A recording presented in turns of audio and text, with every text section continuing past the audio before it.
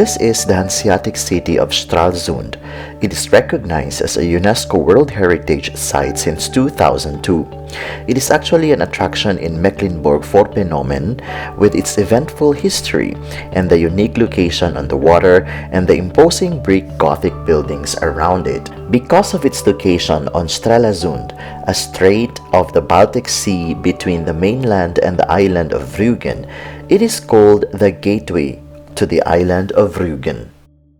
As a founding member of the Hanseatic League, the city came to considerable prosperity through international trade. The old town, with its numerous architectural monuments and particularly valuable testimonies of Brick Gothic, has been a UNESCO World Heritage Site. Even during a stroll through the city of the streets of Stralsund, you can recognize the versatility of the city. The UNESCO World Heritage City can impress with many architectural highlights, such as the historical brick giants of Saint Nikolai, Saint Marien, and Saint Jacobi. Anyone who sees all the lovingly restored and imposing buildings feels in the 14th and 15th century, when Stralsund was one of the most powerful Hanseatic cities.